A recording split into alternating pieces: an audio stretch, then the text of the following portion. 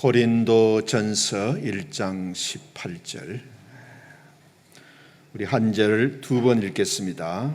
함께 읽습니다.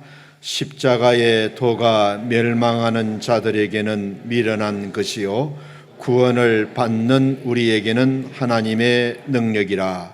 십자가의 도가 멸망하는 자들에게는 미련한 것이요 구원을 받는 우리에게는 하나님의 능력이라. 아멘. 사도 바울은 십자가를 도라고 말씀하셨습니다. 길도를 말합니다. 십자가는 길이다.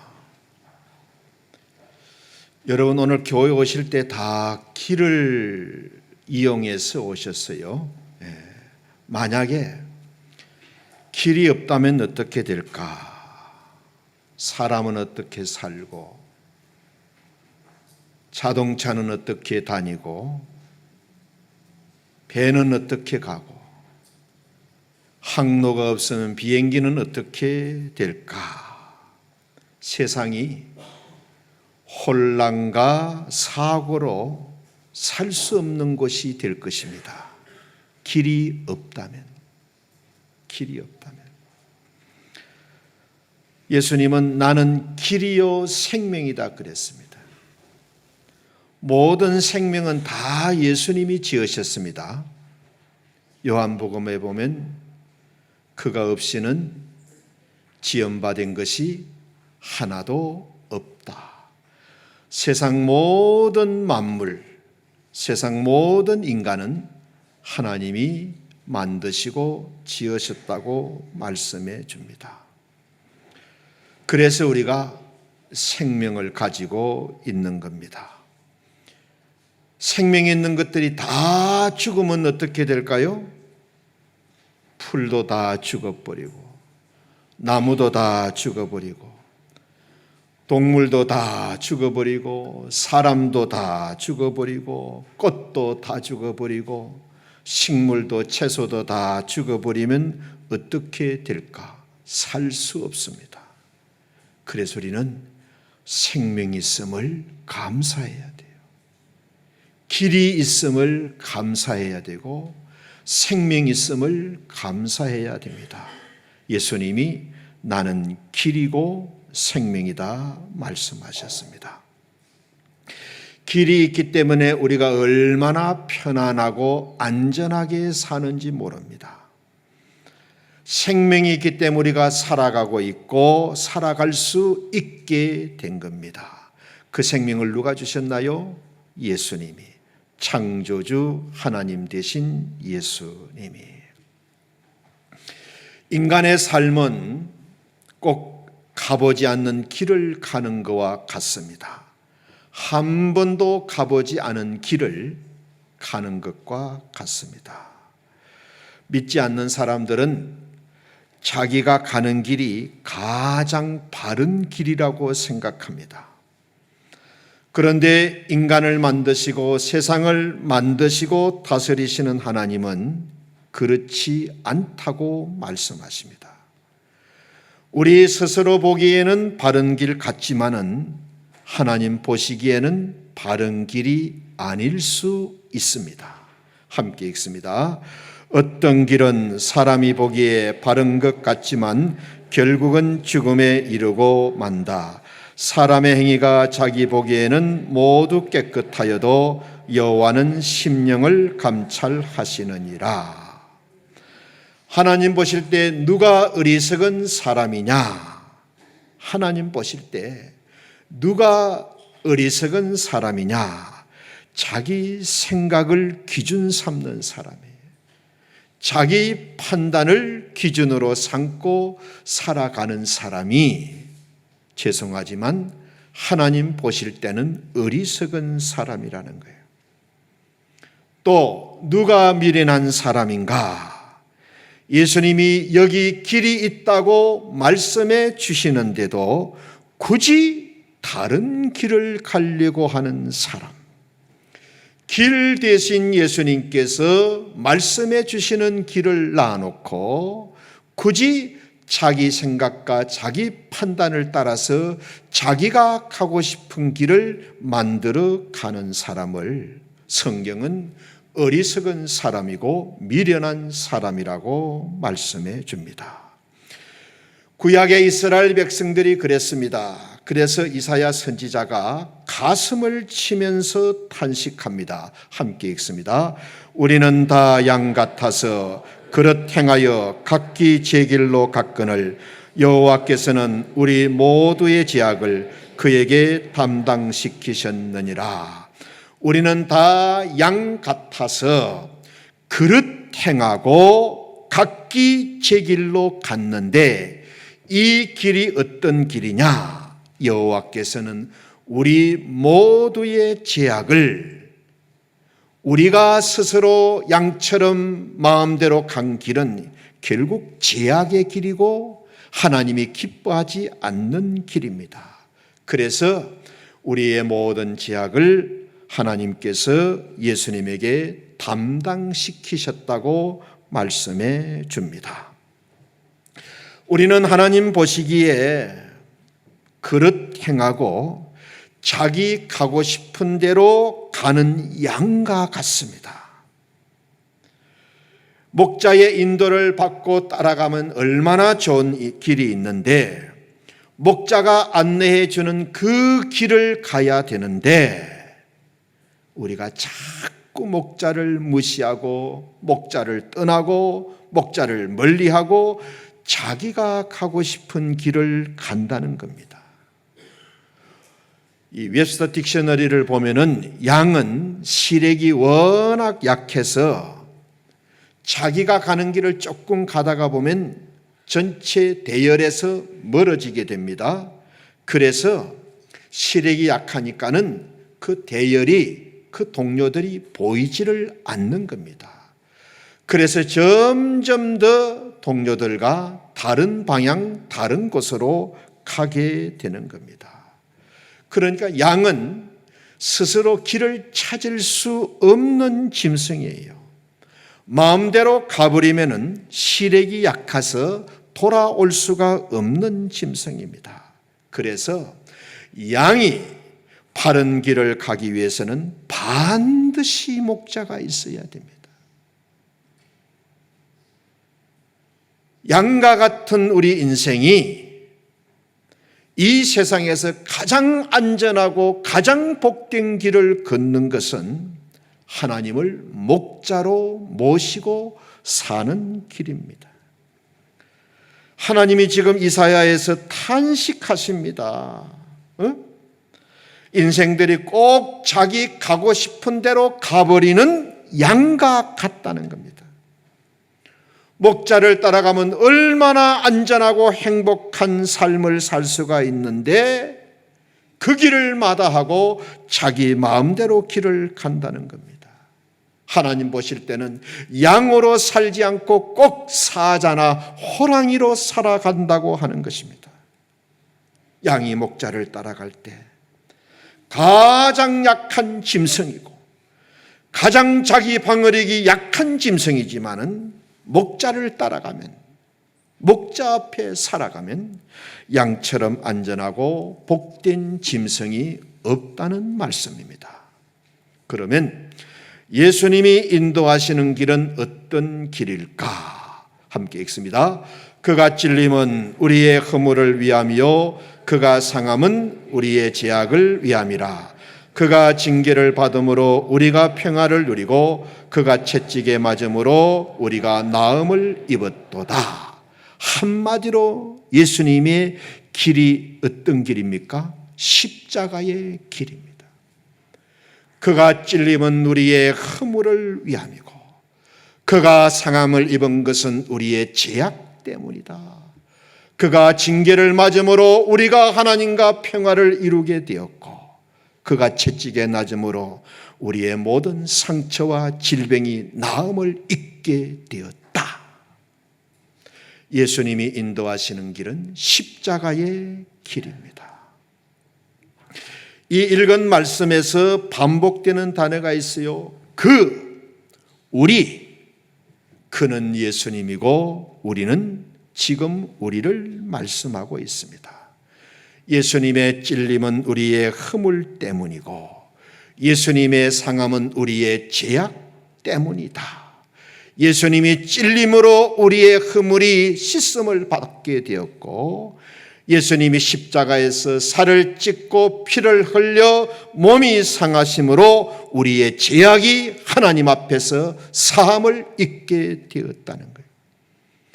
예수님이 채찍에 맞음으로 비로소 우리가 하나님과 화평을 누리게 되었고 예수님이 채찍에 맞음으로 우리가 나음을 입게 되었다. 그러니까는 예수님의 십자가 안에서 우리의 허물, 죄악, 징계, 채찍이 해결을 받게 된 겁니다.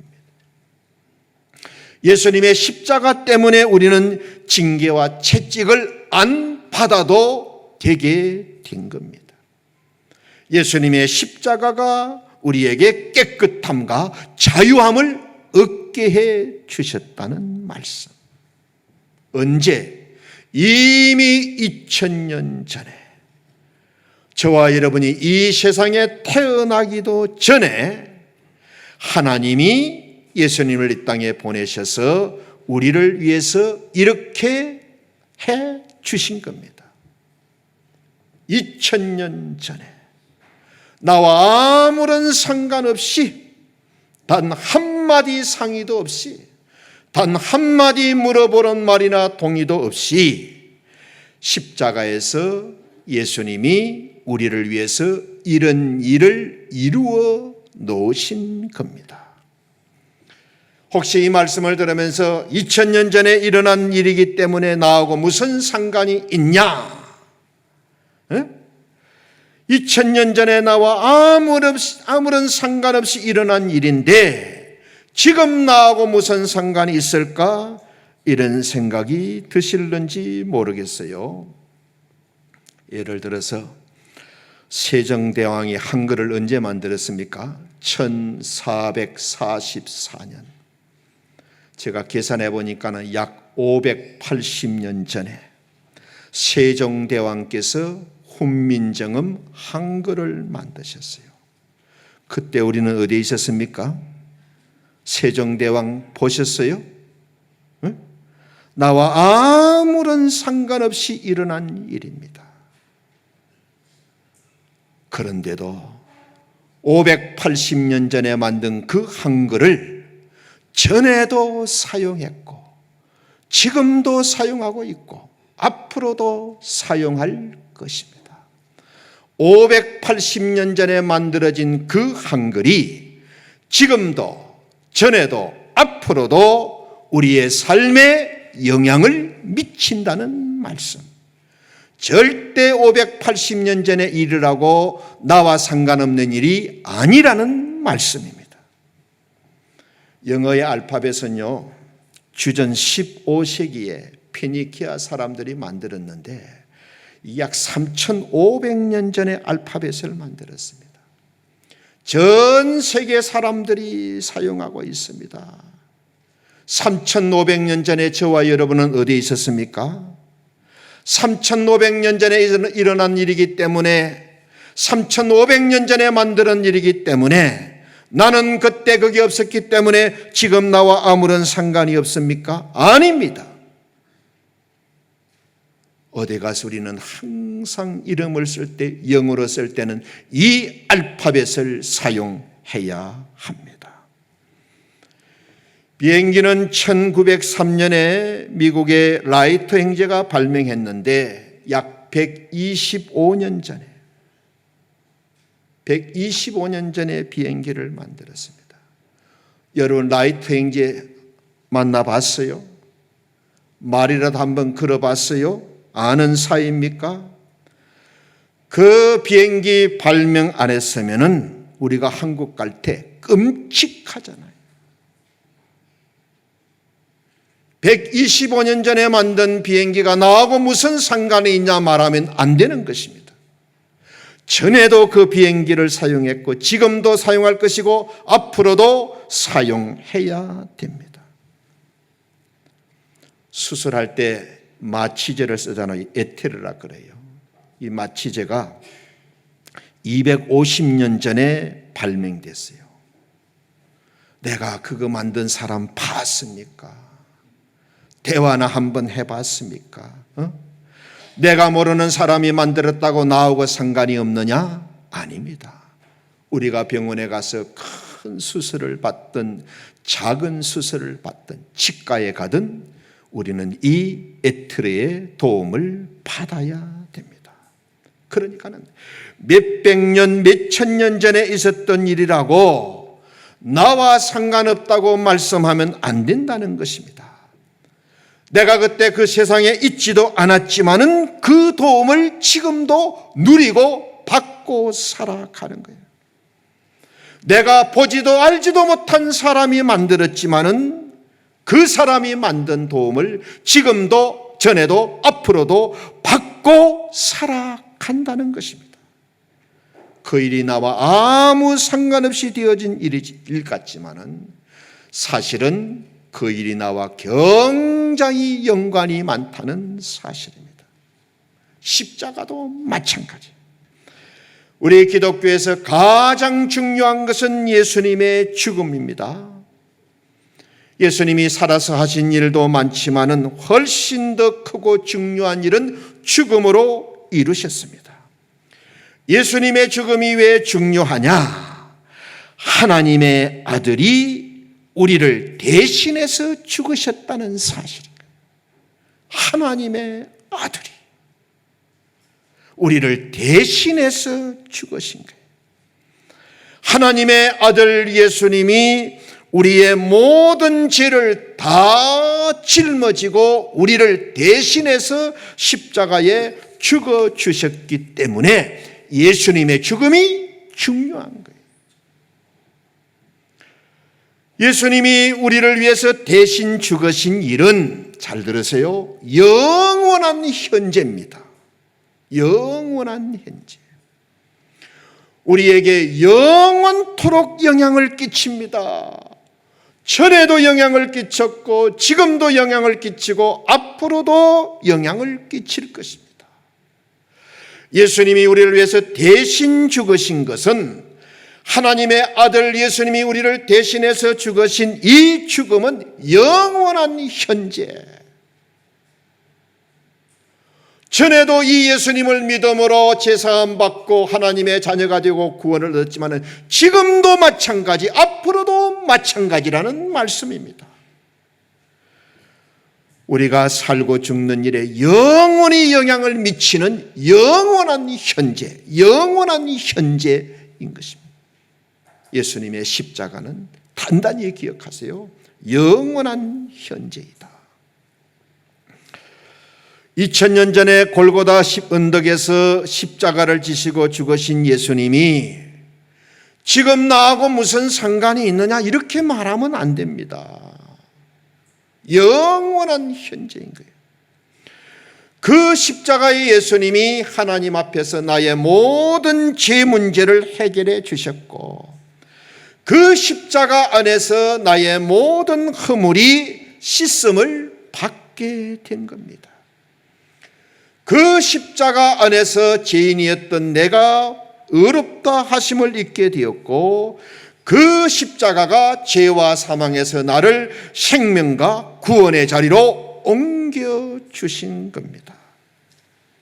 그 십자가 때문에 저와 여러분이 마귀 자식에서 하나님 자녀가 되고, 그 십자가의 예수님을 믿음으로 지옥 백성이 천국 백성이 된 거예요. 예수님이 오시기 전 구약 시대에는 하나님을 믿고 하나님의 율법의 말씀을 믿음으로 구원을 받았지만, 하나님의 아들 독생자 예수님이 이 땅에 오신 이후에는 예수님을 믿음으로 구원받는 줄 믿습니다. 2000년 전의 사건이었지만 전에도 지금도 앞으로도 이 예수님의 십자가를 통해서 사람들은 생명과 구원을 얻게 될 것입니다. 십자가의 예수님 외에는 죄 문제를 해결받을 곳이 한 군데도 없습니다. 모든 인간은 다 죄인인데 이 모든 인간의 죄를 해결할 수 있는 것은 오직 예수님의 십자가밖에 없습니다. 문제는 그 십자가가 나의 십자가로 받아들여져야 돼요. 이 성경에 나와 있는 이 십자가 사건이 나의 사건으로 받아들여져야 돼요. 여기에는 믿음이 필요합니다. 나를 위한 십자가로 받아들여져야 돼요. 나를 위한 십자가로 믿어져야 돼요. 억지로 믿는 것이 아니고 믿어져야 되고 받아들여져야 됩니다.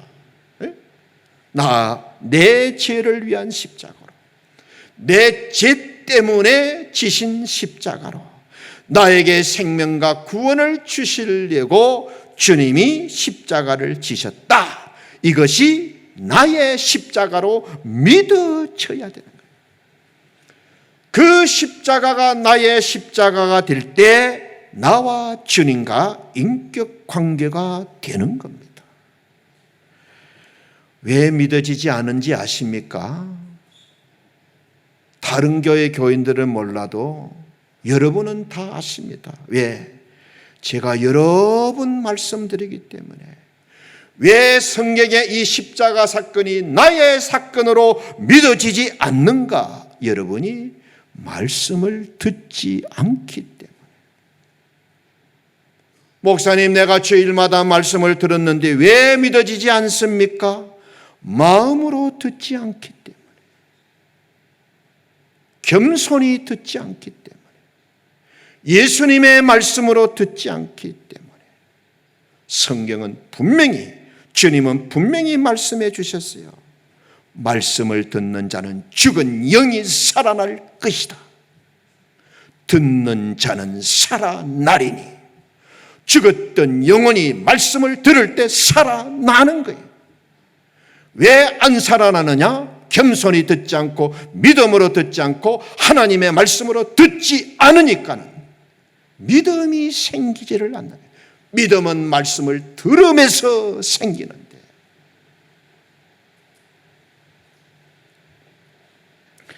예수님의 십자가 사건이 객관적인 지식이 되면 안 돼요. 주관적인 믿음이 돼야 돼요. 객관적인 지식이 되면 안 되고 주관적인 믿음이 돼야 돼요. 나를 위한 십자가로 고백이 되고 믿어지고 받아들여져야 됩니다. 제가 담임 목사로서 제일 안타까운 것이 이런 거예요. 이 십자가가 모든 성도들에게 나의 십자가로 받아들여지고 고백되고 이래야 되는데, 객관적인 지식이 되면 안 돼요. 주관적인 믿음이 나의 십자가로 받아들여져야 돼요. 예를 하나 들어봅니다. 시골 가난한 농부가 있었는데 다른 집 아이들은 형편이 되어가지고 도시에 있는 이 대학 저 대학으로 막 진학을 했어요. 이 농부의 아들이 성적은 좋은데 집안 형편이 도저히 대학에 보낼 형편이 안 되는 거예요. 부모의 마음이 얼마나 낙심이 되고 아팠겠어요. 그래서 형편이 안 돼 가지고 할 수 없이 이제 농사나 지어야 되겠다. 자포자기하고 살아가고 있는데 서울대학교에서 연락이 왔어. 당신 아들을 우리 서울대학교 4년 장학생으로 뽑겠습니다. 당신 아들을 우리 서울대학교 4년 장학생으로 뽑겠습니다. 4년 동안 기숙사 생활하도록 해주겠습니다. 기본적인 생활비도 학교에서 주겠습니다. 여러분, 부모님이 얼마나 고맙고 기쁘겠어요. 본인은 얼마나 기쁘고 또 좋겠습니까? 공부하는 4년 내내 서울대학이 너무너무 고맙고 감사하고 좋았을 겁니다. 아들이 공부를 잘 마쳤어요. 세계적인 글로벌 기업에 취직을 했습니다. 인정받고 진급도 하고 결혼도 하고 가정을 이루고 부모님께 효도도 잘합니다. 시골에서 평생 농사 짓다가 끝날 인생이, 기껏해야 동네 이장하다가 끝날 인생이 서울대학 때문에 세계적인 기업에서 일을 하면서 자기 인생을 멋지게 살아가잖아요. 자기를 이렇게 만들어준 게 누굽니까? 가난한 부모가 아니야. 서울대학교. 10년, 20년 지났다고 서울대학이 잊어지겠습니까? 누가 서울대학 욕한다고 자기도 서울대학 욕하겠습니까? 서울대학이 나한테 해준 게 뭐가 있어? 이렇게 하겠어요? 죽는 순간까지 잊을 수 없는 게 서울대학 아니겠어요? 왜? 내 운명을 바꾼 대학이기 때문에. 지금의 나를 이렇게 만들어준 대학이기 때문에. 서울대학교가 자기를 불러주지 않았다면 지금의 자기는 상상도 할 수 없을 거예요. 다른 사람은 서울대학을 욕하더라도 이 부모님과 자식과 형제들은요, 절대 서울대학 욕 못합니다. 누가 뭐래도 서울대학은 나의 대학이다. 얼마나 서울대학을 자랑하고 싶겠어요? 서울대학을 돕고 싶지 않겠어요? 내 대학이니까는. 옛날에 좀 다녔다고 까마다가 잊어버리고 내몰라라 하겠어요? 절대 그렇지 않습니다. 서울대학은 나의 대학이기 때문에 십자가가 나의 십자가가 돼야 돼. 예수님 잘 믿는 어떤 사람의 십자가가 아니고 나의 십자가가 돼야 돼. 기독교와 천주교는 확실히 다른 것이 몇 가지가 있어요. 도저히 동의할 수 없는 것들이 몇 가지가 있습니다. 다 말씀드릴 수가 없고 몇 가지만 말씀드리면, 첫째, 교황 무엇을? 교황은 하나님의 대리자이기 때문에 오류가 없다, 틀림이 없다는 거예요. 여러분, 절대 그렇지 않습니다. 교황도 사람입니다. 사람은 얼마든지 틀릴 수 있습니다. 교황이 교회의 이름으로 발표하는 것은 무오하다, 오류가 없다, 틀림이 없다, 아닙니다. 얼마든지 틀릴 수 있습니다. 가톨릭 교리를 공부해 보면 성경에 없는 게 많습니다. 가톨릭에서는 이 교리가 성경에 있고 없고가 중요하지 않아요. 바티칸에 있는 추기경들이 회의를 해가지고 결정한 것을 교황이 교회의 이름으로 발표하면 교리가 됩니다. 바티칸 추기경들이 종교회의를 해가지고 결정한 것을 교황이 교회의 이름으로 발표하면 그게 교리가 되는 거예요. 성경에 있고 없고는 중요하지 않는 거예요. 그러니 어떻게 우리가 동의할 수 있겠어요? 두 번째, 마리아 구원설. 오직 예수님을 믿음으로 구원받는 것이 아니고 마리아를 통하여 구원을 받는다. 어느 누구도 예수님의 모친 마리아를 통하지 않고는 성부 하나님께 나아갈 수 없다. 이게 천주교의 가르침, 가톨릭의 가르침입니다. 전혀 아닙니다. 예수님을 믿음으로 우리가 하나님의 자녀가 되고 구원을 얻는 것이지 마리아를 통해서가 아닙니다. 그런데 캐톨릭은 마리아를 통해서 구원받는다고 가르칩니다. 그래서 모든 성당의 앞마당에 가면 마리아 상이 다 있습니다. 모든 캐톨릭 신앙을 가진 사람들의 가정에 가면 마리아 상이 다 있습니다. 누가 봐도 예수님보다 마리아를 더 믿습니다. 그 다음에 성인 숭배. 이 죽은 성인의 뼈라든지 해골이라든지 손톱이라든지 머리카락이라든지 사용하던 유물 성경책이나 만년필이나 안경이나 심지어 밥그릇, 숟가락, 신발까지 기념 성전을 만들어 놓고 거기 비치해 둡니다.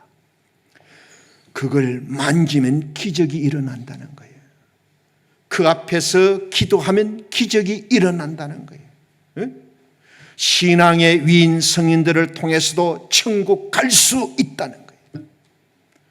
그 사람들의 그 유품을 갖다가 만지고 그 앞에서 기도하면 기적이 일어나고 성인 성자를 통해서도 천국 갈 수 있다. 아닙니다.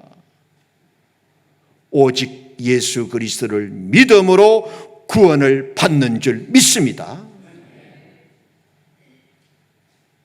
그 다음에 또 한 가지, 고해성사.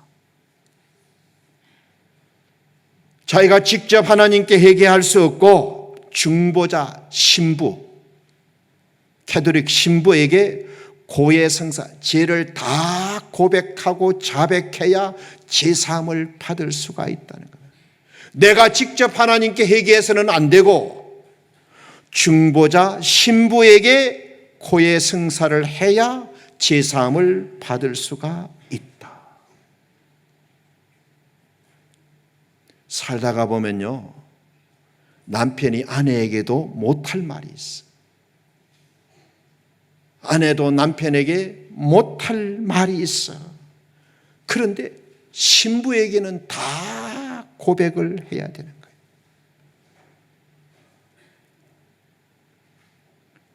그러니 캐톨릭 신도들이 신부한테 대들겠어요? 네? 자기 남편, 자기 아내에게도 말하지 못한 그 은밀한 죄를 다 신부한테 이야기를 했는데, 내가 네 죄를 알고 있는데, 그래서 이 캐톨릭은 신부하고 성도하고 싸우는 게 없습니다. 왜?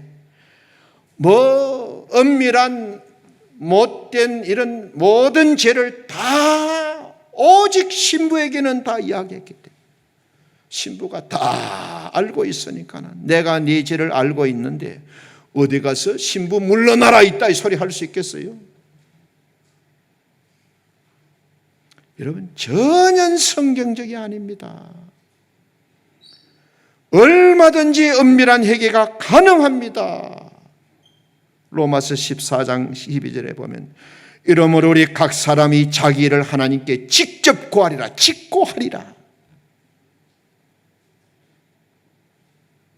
고해성사 너무너무 비성경적입니다. 또 하나, 연옥설. 우리는 성경 66권을 오직 정경 하나님의 말씀으로 믿고 고백합니다.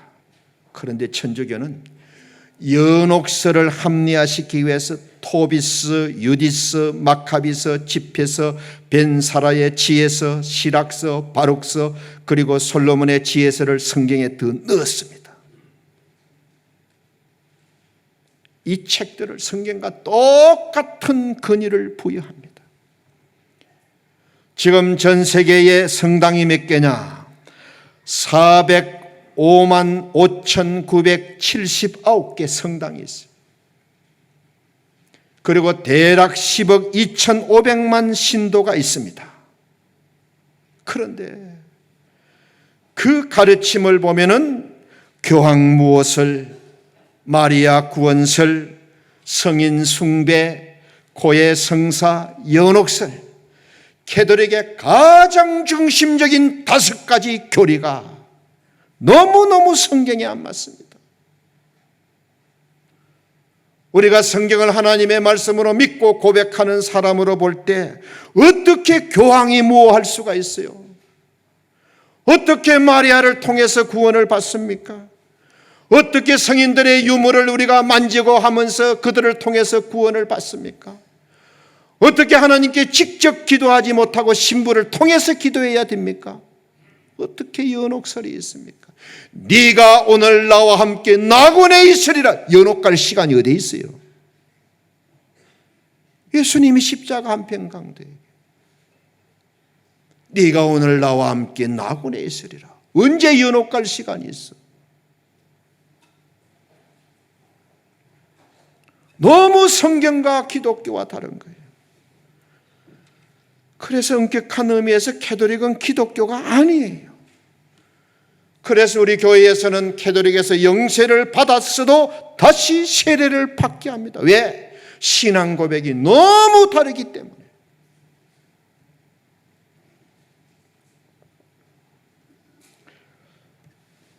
요즘 안타깝게도 과거 기독교가 타락할 때 나타났던 현상들이 지금도 나타나고 있어요. 첫째는 성직자가 너무 많아졌어. 그리고 성직자가 너무 많이 타락했어. 오늘날 기독교가 이렇게 힘이 없는 것은 결국 목사들이 타락했기 때문입니다. 교회의 타락은 목사의 타락에서 비롯되고 목사의 타락은 설교의 타락에서 비롯되는 거예요. 목사님들이 성경을 성경대로 설교하지를 않아. 교인들 듣기 좋으라고 말씀을 가지고 성도들과 타협하고 하나님의 말씀을 이리 떼내고 저리 떼내고 그래서 하나님의 말씀을이라고 전하는 설교를 들어보면 이리 쭈그러지고 저리 쭈그러지고 무슨 설교가 기독교 교양 강좌 같기도 하고 성직자가 너무 많고 너무 많이 타락했어요. 루터가 종교개혁을 일으킬 때에 인기 있는 직업이 두 가지가 있어요. 하나는 법관, 하나는 성직자였어요. 루터도 법관이 되려다가 수도사가 된 사람입니다. 지금 우리나라에는 성직자가 너무 많아. 목회를 하지 않는 목사님들이 수천 명이에요. 공인되지 않는 엉터리 신학교에서 가짜 목사들이 너무너무 많이 나오고 있습니다.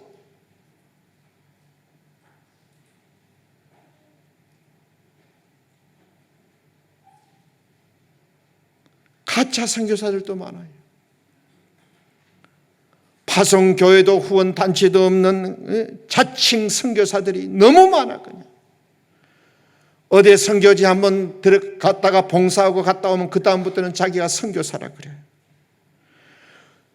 자기와 다른 사람을 차별하기 위한 수단으로서 나를 선교사라 불러주라 그래.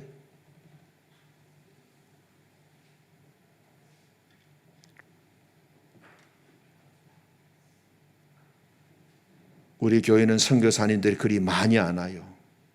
왜냐하면 내 방에 오면 내가 좀 잘 부탁을 하거든. 니나 내나 얼마 안 남았는데 우리 좀 잘하자. 너 선교사로서 매일 성경을 읽나? 그리고 새벽 기도는 하나? 응? 좀 잘하자 우리. 그 듣기 싫은 사람은 안 와 그때부터.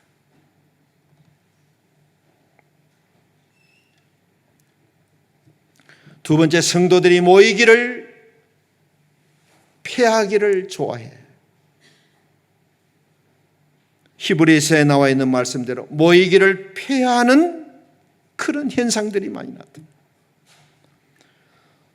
한국교회 성도의 절반 이상이 주일 낮 예배 한 번 딱 드리면 땡입니다. 주일날 예배 드렸는데 교회 안 나가는 성도가 한국에 500만 명. 성경 읽지 않는 성도가 너무 많습니다. 기도하지 않는 성도가 너무 많습니다. 모양과 무늬는 있는데 속에 예수님이 안 계세요. 속에 하나님의 영이 없어. 성직자의 개혁도 필요하고 성도들의 개혁도 필요합니다. 세 번째, 이단이 득세하고 있어요.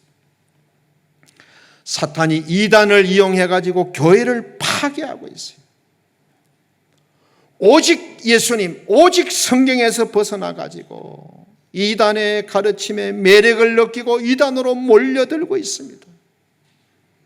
제가 그 유튜버로서 JMS 그 정신나간 교주를 봤는데 멀쩡한 여대생들이 그 가가지고 그렇게 분별력도 없고 그렇게 상식도 없고 머리에 뭐가 들었는지 그러니까는 이단에 넘어가가지고 인생을 그냥 망가뜨리고 있는 거예요. 지금 우리나라는 이단으로 교회가 굉장히 어려움을 겪고 있습니다. 25% 교회가 이단으로부터 피해를 보고 있다는 보고를 봤어요. 4교회 가운데 한 교회가 이단의 피해를 입고 있는 거예요.